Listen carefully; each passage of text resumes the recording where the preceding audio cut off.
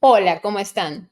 Bienvenidos a una cita más semanal para discutir distintos temas, explorarlos juntos y bueno, compartirles mi punto de vista con la esperanza de que ustedes me compartan también su punto de vista.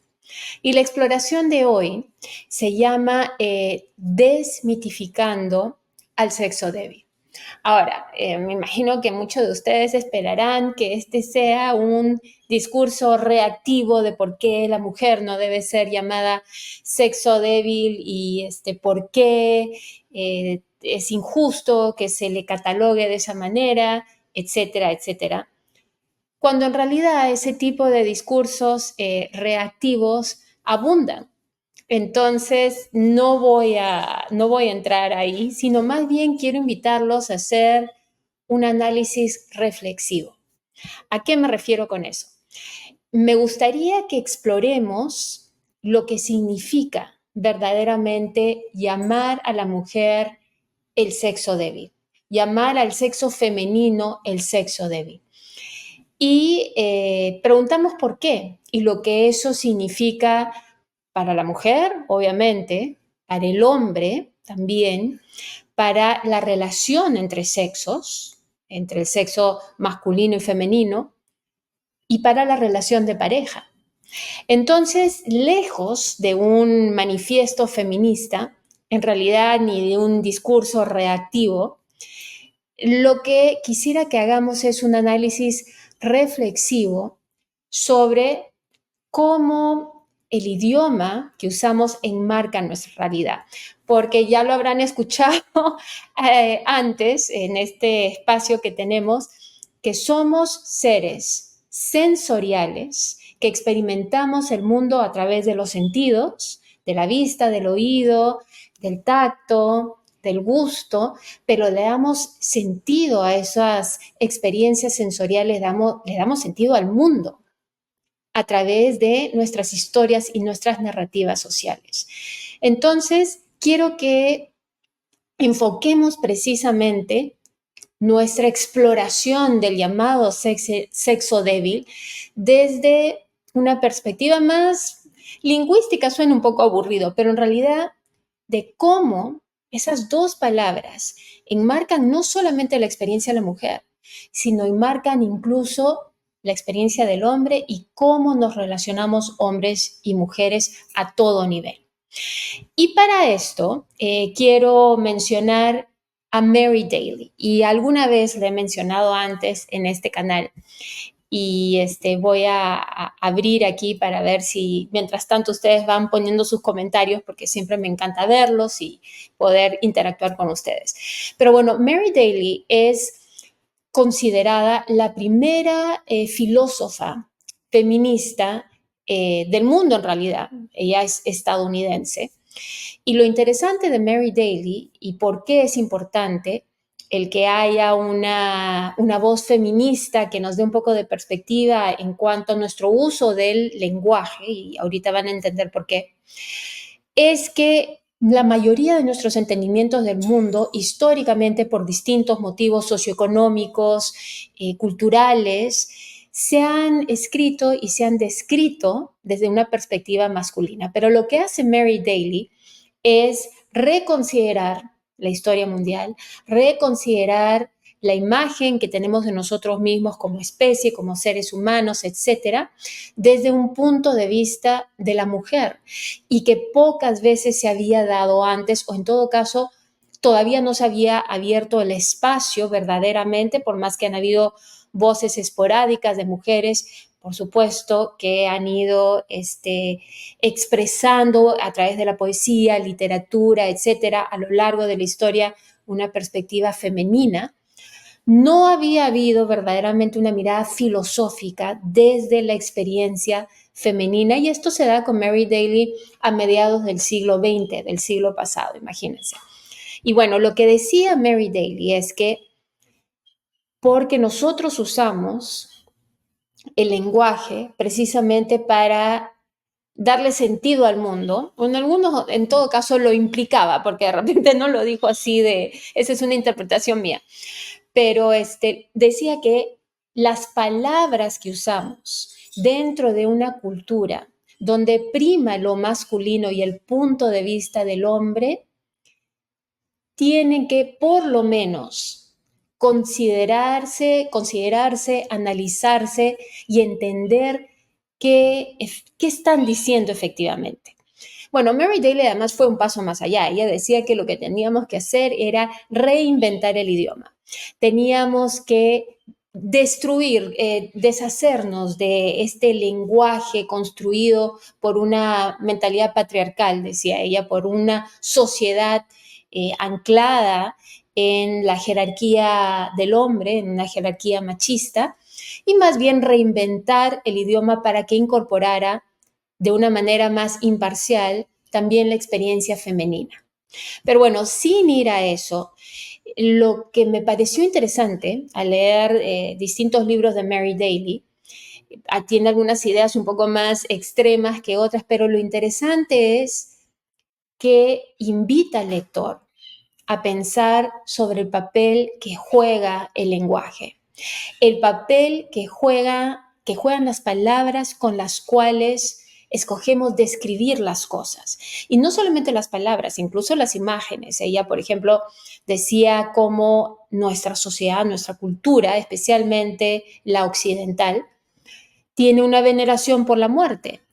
Muchas de sus principales religiones, precisamente, y esto lo he mencionado antes, tienen al Cristo, tienen a Jesús crucificado como imagen central, más que a Jesús en plena vida, compartiendo sus enseñanzas, etc.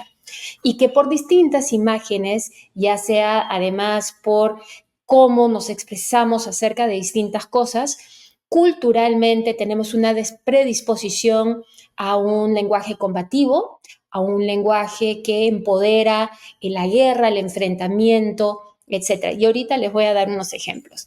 Entonces, por ejemplo, si nosotros tomamos en cuenta que la manera en que describimos las cosas y las palabras que escogemos para describir estas cosas van revelando en realidad, esconden más de lo que uno cree, van revelando cómo es que nosotros vemos, consideramos, procesamos el mundo y la realidad.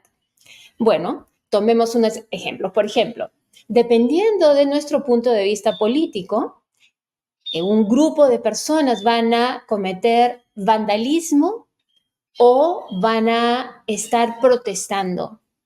Y esto lo vemos en las noticias todo el tiempo, dependiendo del medio de comunicación y su tendencia política, van a describir el mismo acto con dos palabras que implican cosas muy distintas. Obviamente los vándalos están destruyendo por destruir, los que protestan generalmente tienen un motivo por el cual están expresando su descontento.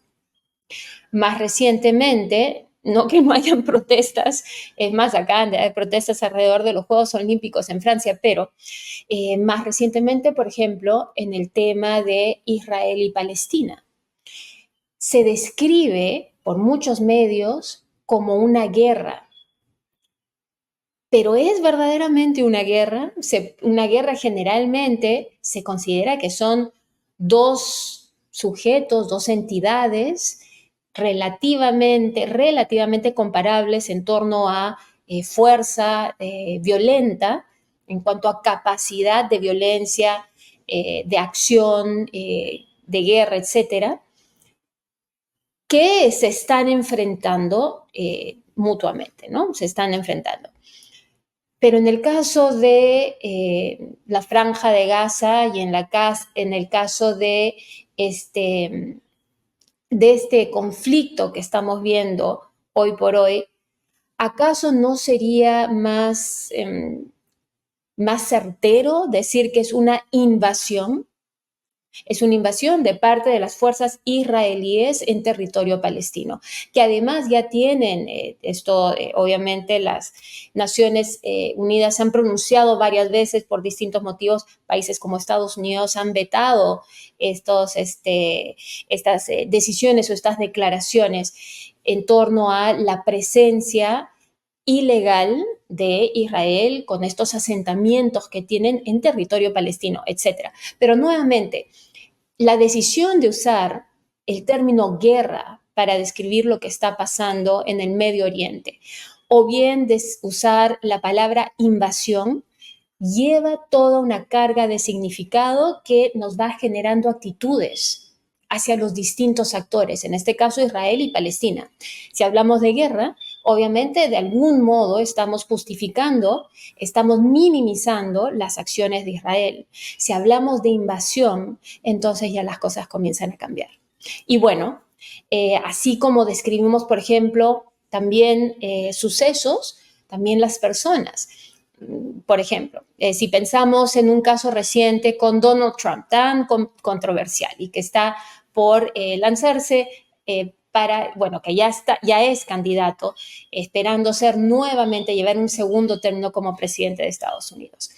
Cuando él tuvo este juicio, esta interpelación, este caso en torno a un pago con fondos no de una manera escondida a una actriz, una ex actriz de cine pornográfico ella se llama Stephanie Clifford, pero se le conoce, su nombre artístico, por decirlo así, es Stormy Daniels.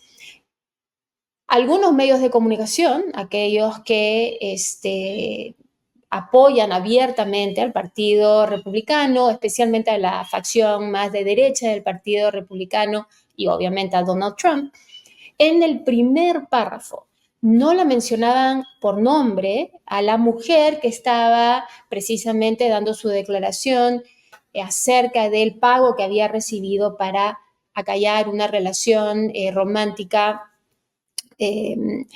a escondidas que había tenido, clandestina que había tenido con Donald Trump, sino que en el primer párrafo, en vez de decir como uno solería en el periodismo, debería decir el nombre de la persona, simplemente le decían la ex actriz de cine pornográfico.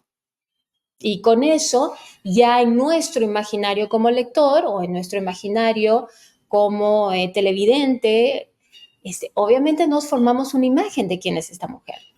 En otros medios, algunos más balanceados, imparciales, y otros más de lado de preferencias democráticas, y me refiero más al Partido Demócrata que a la democracia en sí, sí mencionaban su nombre y en un segundo o tercer párrafo por ahí decían de que era una ex actriz del cine pornográfico. Bueno, cómo escogemos presentar las cosas, cómo escogemos nombrar las cosas, va impactando en las actitudes que tenemos hacia esa realidad. Y en ese sentido, cuando hablamos de los sexos, ¿qué impacto tiene el cimentar esta idea de un sexo débil? Para comenzar, implica que si hay un sexo débil, hay un sexo fuerte, porque nosotros pensamos en estos binomios. A una cosa se le antepone la otra. Obviamente, si la mujer es el sexo débil, se entiende que el sexo fuerte es el hombre. No se dice, pero está implícito.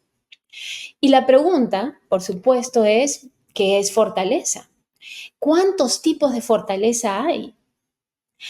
Cuando hablamos de debilidad versus fortaleza, inmediatamente, sobre todo en sexo débil y sexo fuerte, no solamente se nos viene a mente una fortaleza física, se nos viene a mente posiblemente una actitud más asertiva, más agresiva, más fuerte del hombre frente a una actitud que debería ser, de acuerdo a este entendimiento, más sumisa, más receptiva de la mujer. El hombre es de acción, la mujer es receptiva, es reactiva, está supeditada a esta fortaleza masculina. Por ejemplo, y lo interesante es el otro día, y esto es, ojo, esto se da, estos entendimientos van surgiendo de la manera más cotidiana y más inesperada. El otro día estábamos haciendo algo en el jardín con mi esposo y hubo algo que había que ajustar y yo no tuve la fuerza física para hacerlo. Entonces le dije, mira, por favor, puedes ajustar esto porque yo no puedo. Y me dijo, pero ¿cómo? ¿Cómo que las mujeres no son no quieren ser iguales? ¿Cómo que no son el sexo débil? ¿No quieren la igualdad? ¿No se consideran iguales que los hombres? Y esta es la cuestión. Cuando hablamos de igualdad, en primer lugar, no estamos hablando de igualdad biológica, igualdad física. Estamos hablando de igualdad de derechos, igualdad de oportunidades. Eso es lo que busca la mujer. Pero en todo caso, esta idea de que el sexo débil se ancla en el hecho de que físicamente la mujer es más débil que la mayoría, que un hombre, comparativamente hablando, que la mayoría de hombres, justifica otro tipo de debilidades implícitas. Pero bueno, centrándonos en lo físico, efectivamente, en este momento, por ejemplo, hay un gran debate alrededor de las Olimpiadas. No sé si hayan visto las noticias de esta boxeadora de Armiña, Imene Khelif, que estaba peleando en primera ronda clasificatoria con la boxeadora italiana Angela Carini. Y bueno, la boxeadora italiana, después de 2 golpes, creo que fueron a la cara, simplemente dijo no puedo más y se retiró. ¿Qué pasaba? Que esta boxeadora de Armiña ya había sido descalificada en el año pasado por la IBA o la Asociación Internacional de Boxeo, en realidad, que las siglas en inglés son IBA, pero en español obviamente serían distintas. ¿Por qué? Porque habían hecho distintas pruebas y habían determinado que sus niveles, que en todo caso no, su fisonomía química o bioquímica no correspondía a una categoría de mujer. Las Olimpiadas tuvieron, o la comisión de las Olimpiadas tuvo otra apreciación y dejó participar tanto a esta boxeadora de Armenia como a otra de Taiwán. Y ha habido un gran revuelo porque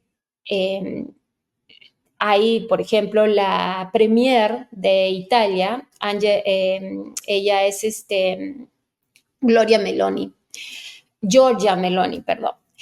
Ha dicho de que esto es un atentado contra los derechos de la mujer, que cuando hablamos de mujeres que tienen altos niveles de testosterona, pero sobre todo de mujeres trans, no hay una equiparación, no es equitativa la fuerza física y por ende no deberían estar compitiendo mujeres con mujeres trans.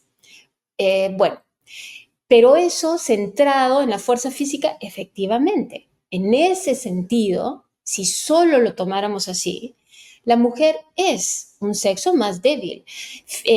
Su fisonomía, su fuerza física es más débil que la fuerza del hombre. Totalmente de acuerdo. Pero, como decía, cuando nosotros describimos ciertas cosas, no solamente nos quedamos en esa primera interpretación, sino que detrás de esta idea del sexo débil también se esconden otros significados y se comienza a comunicar otros mensajes en torno a la posición social de la mujer, a su debilidad. Y en ese sentido, según, si vamos a hablar de fortalezas, hay que preguntar qué tipo de fortalezas hay, nuevamente. Y solamente un dato interesante que encontré, el Buró de Reportes de Población de Estados Unidos, el país, uno de los países donde, claro, el sistema médico es de bastante acceso para la población, etcétera. Hace poco acaba de informar, y si uno va a su página web está ahí, de que son las mujeres las que tienen una fisonomía o una biología más fuerte que la del hombre, en todas las edades. No solamente la mujer tiende a vivir más años que el hombre, en promedio, en este momento se está alrededor de 7 años más, sino más allá de una longevidad por ejemplo, recién nacidos, tantos hombres como mujeres cuando se compara, en bebés o recién nacidos, las probabilidades de mortandad o el índice de mortandad es mayor en los hombres que en las mujeres. Las mujeres tienen un sistema autoinmune más fuerte que el de los hombres. Sin contar además que si hablamos de otras fortalezas, muchas mujeres tienen una tolerancia al dolor más alta que la de muchos hombres. Entonces, si estamos hablando de que la mujer tiene una biología más resistente, más resiliente, que tiene más probabilidades de sobrevivir que el hombre, por distintos motivos, entre ellos, por ejemplo, un sistema inmunológico más débil en el caso de los varones, si hablamos de que las mujeres tienen mayor tolerancia al dolor, y esto solamente desde un punto de vista físico. Entonces, ¿quién es el más fuerte? ¿Cuál es el sexo débil? ¿El que está más expuesto constantemente a morir por distintos motivos? ¿O es el sexo que más bien es más resiliente, que sobrevive a más situaciones de estrés físico? Bueno, ahí entonces el sexo débil comienza a cuestionarse. Pero más allá de eso, los hombres no solamente tienen mayor probabilidades que las mujeres de morir cuando son bebés, sino además de eso, eh, hay otra cosa, hay otro factor, y este ya no es un factor físico. Resulta que muchos hombres tienen más posibilidad de morir simplemente porque no le hacen caso al médico o, para comenzar, no van a chequearse en primer lugar.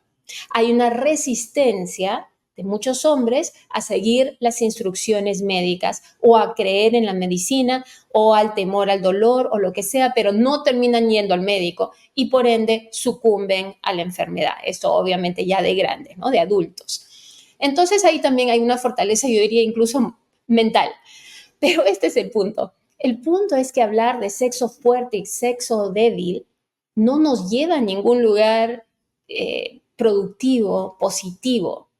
Ese tipo de comparaciones, en realidad, lo único que hace es crear estereotipos que no nos ayudan, especialmente cuando se trata de la relación entre los sexos. Entonces, hay que analizar cómo usamos el idioma. Y para eso, me gustaría que pensemos en las palabras que usamos precisamente a la hora que hablamos de relaciones de pareja. ¿Qué palabras usamos?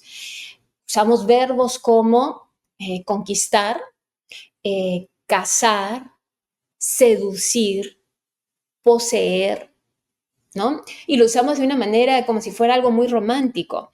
La conquista romántica, ¿no? El poseer a la mujer que se ama, el seducir, ya sea hombre o mujer. Pero también es interesante que estas palabras no nos producen imágenes o no nos producen el mismo significado para dos personas de distinto sexo. Es decir, dependiendo del sexo, si es hombre o mujer, una cosa va a ser el conquistador. Un hombre conquistador y una mujer conquistadora tienen distinto significado social y cultural para nosotros. Un hombre cazador y una mujer cazadora tienen distintos significados y es más, muchas veces incluso usamos distintos tipos de animales que tienen su propia connotación para describir a los hombres y a las mujeres. Un hombre seductor tiene otra imagen cultural, socialmente, que una mujer a la que describimos como seductora. Entonces, sería bueno que comencemos a pensar cómo describimos la relación entre los sexos, porque eso también va formando nuestras expectativas, va formando el cómo vemos la relación, lo que esperamos de la relación, lo que esperamos del otro. Y sobre todo, porque usando estos verbos de conquistar, casar, ¿no? El casamiento, seducir, poseer, no solamente se está describiendo a la persona de acción en este caso, sino que también se está implicando una relación de poder. Por ejemplo, al hablar de la conquista, está el conquistador, pero también está el conquistado. Y la conquista, históricamente, culturalmente, socialmente, es un nombre, es una palabra, perdón, que viene con mucha carga simbólica. El cazador y la presa, el seductor y el seducido, el poseedor y el poseído. No sé si se dan cuenta, pero lo que comienza a verse ahí es que hay una relación de poder. Muchas veces las palabras que usamos van expresando jerarquías culturales y sociales. Una relación de poder donde uno domina al otro.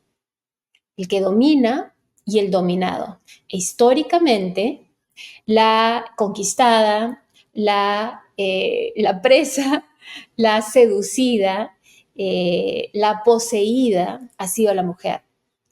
Por supuesto que ha habido veces en que la mujer, por ejemplo, ha sido la seductora, pero generalmente esa mujer ha venido cubierta de narrativas negativas, de historias negativas. Ya no es una buena mujer, es una mala mujer. Es una mujer que se sale de las normas sociales. ¿Por qué? Y supongo que ahí también están todas las narrativas, por ejemplo, de la diferencia entre la gran presión que hay para que muchas mujeres, y ya menos, ¿no?, lleguen vírgenes al matrimonio, cosa que no existía, al menos históricamente, para los hombres.